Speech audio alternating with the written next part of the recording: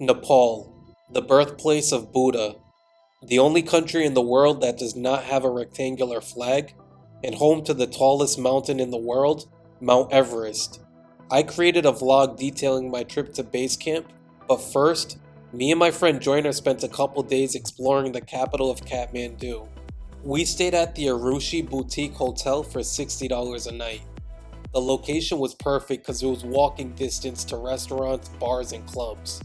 Breakfast was included, and it had this dope rooftop where we could order food and drinks. $60 a night is splurging in Nepal because we could have gotten a 3-star hotel or Airbnb for $20 a night. Just stay near Thamel Street.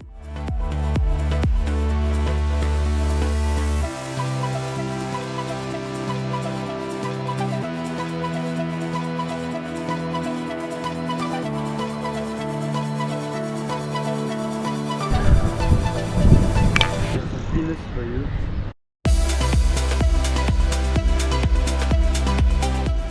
Walking the streets in Nepal isn't the worst thing in the world, but just know there's not many sidewalks. It's organized chaos. There were a couple times where people driving by were a little too close for my liking. When it comes to food, there's a restaurant 10 steps away in every direction. Like this spot right here, the Fat Duck Grill and Wine. There's rooftops like this all throughout the city.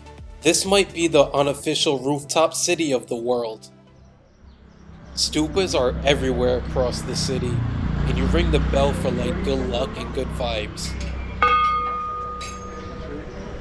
The souvenirs here are super affordable. Like a t-shirt is no more than $5, and same with these prayer wheels.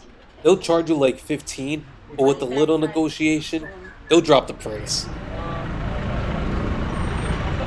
It's on a rewards card. No, yeah, I got you.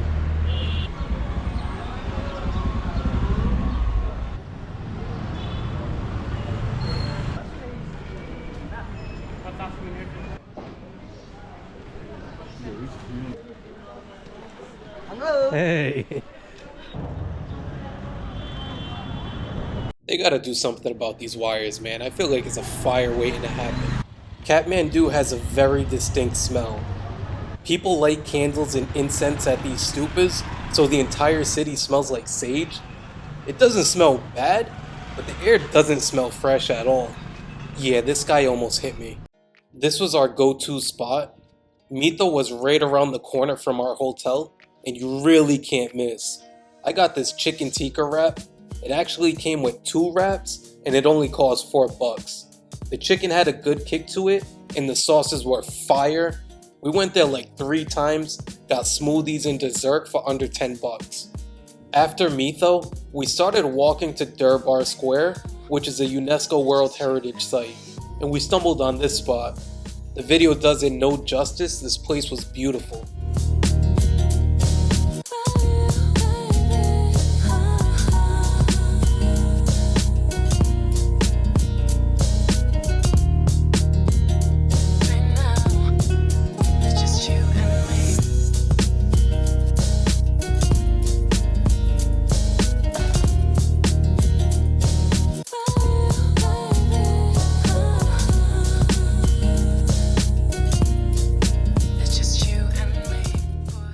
Not only is this Durbar Square, but it's also Freak Street.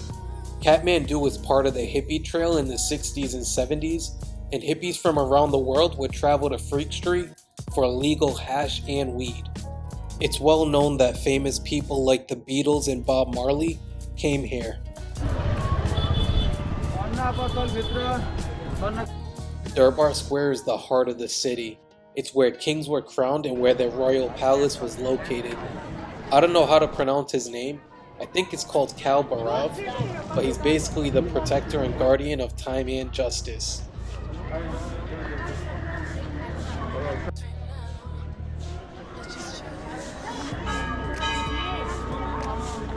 In 2015, there was a deadly earthquake in Kathmandu, killing 9,000 people. You can see there's still parts under construction. When we walked here, we thought it was free. There were no visible signs or barriers, So we were walking and some military guy ran up to us asking for our receipt. It cost $7 to walk around here, a complete tourist trap. Check out this traffic jam. The shit was pretty bad.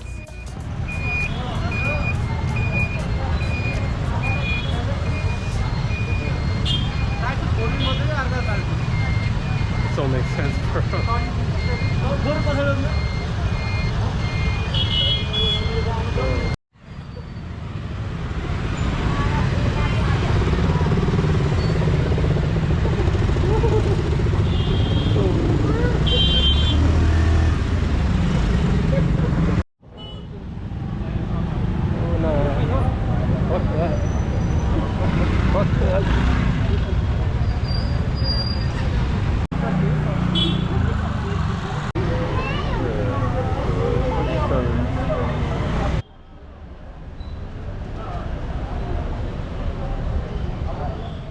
I wanted to walk around at night to see what the nightlife was like.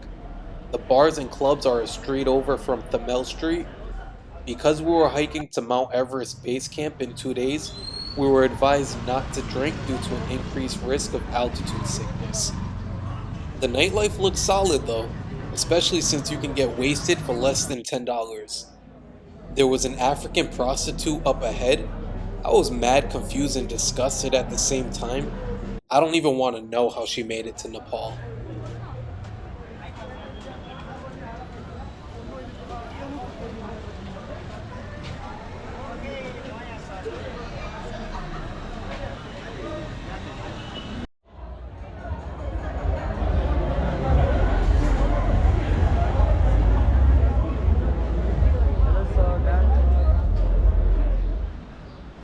The next day, we decided to grab something at Blueberry Kitchen. It was next to our hotel, so we gave it a shot. We got these chicken dumplings. It came with 10 for only $2. If I lived here, I'd have this for lunch every single day. I'd rate them an 8 out of 10, and it was filling. Your boy was happy.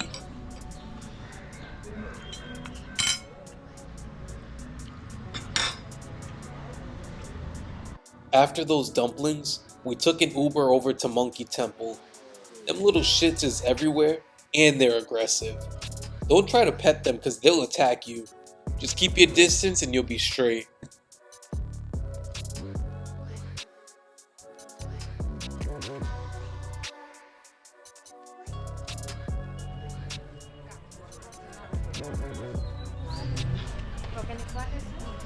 No, thank you. That coconut water sounds good. These steps were definitely kind of steep. It costs about $1 or $2 to get in.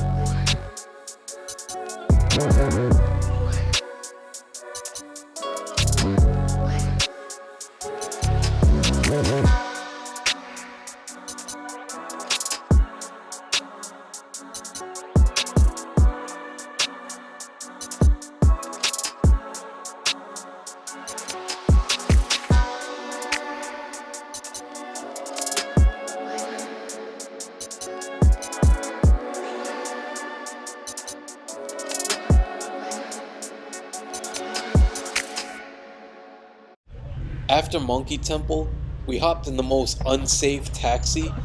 This car was paper thin, a complete piece of shit. If you get in an accident in this whip, you might not make it.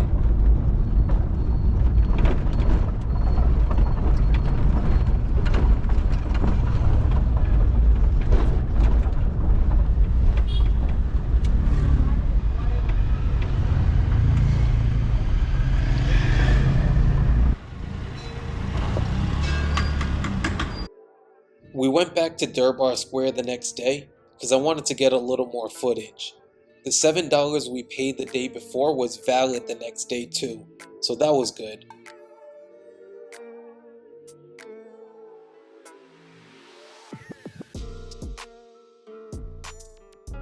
We found out we could enter the palace and the details here were on point.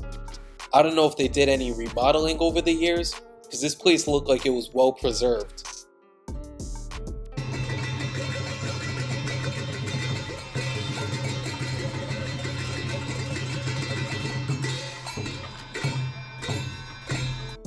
Yeah, that's a dude in that outfit, and he just dances until the beat stops.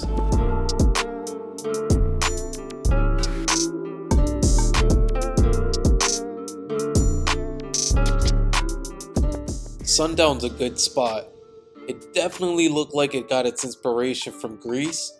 It was a little hard to find because it's in a near abandoned mall, but a must visit if you're in Kathmandu. They were playing hip hop and the drinks they made were good.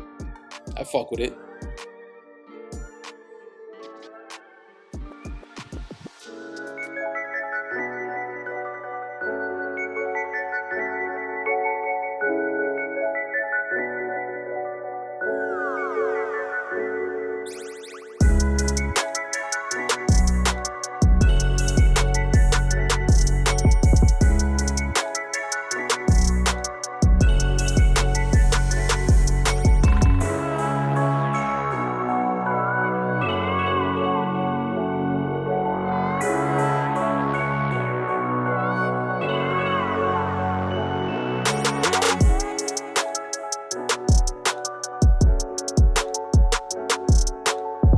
We ended up grabbing some pizza over on Thamel Street.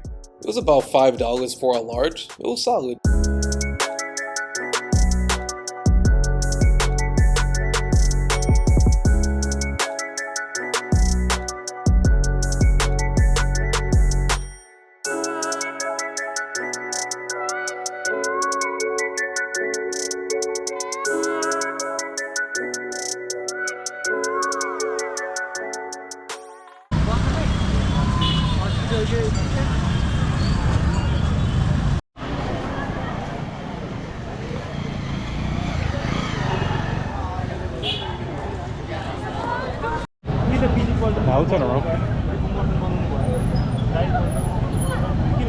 I should have filmed Joyner's plate.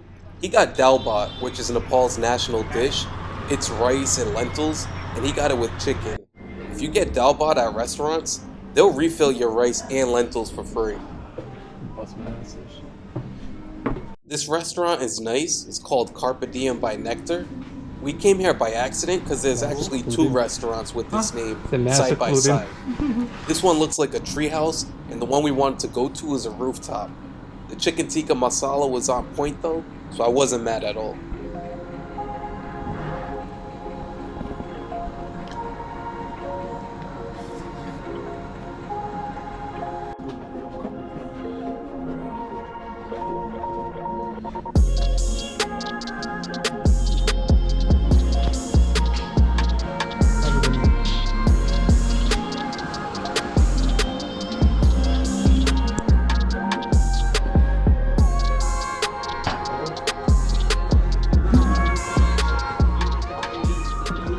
This is the other Carpe Diem by Nectar. Definitely a smooth spot. It was a quiet night, but I could see the vision here. I know it can get pretty crazy here on a good night. That treehouse looking place is Yog Hostel. We could hear music coming from there. It looked fire, so we made our way over there after our dollar bear.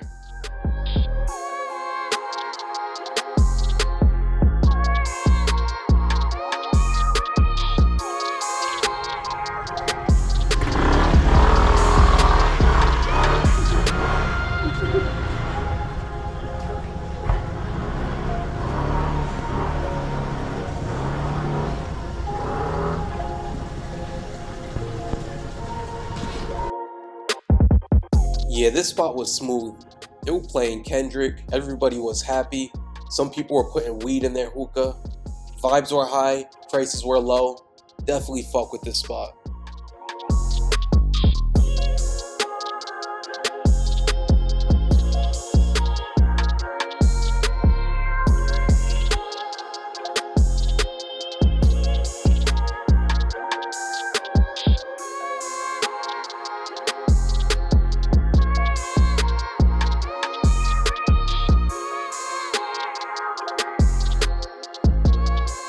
The last day before Mount Everest base camp, we went to Sasa Twa for dinner. It's supposed to be authentic Nepalese food. The place was absolutely beautiful. I wanted to film more, but there was security everywhere, so I wasn't sure if they'd be cool with me walking around. They had a live band, so that was cool. I didn't like the food. It had no flavor and it was OD spicy, but it's definitely a good spot.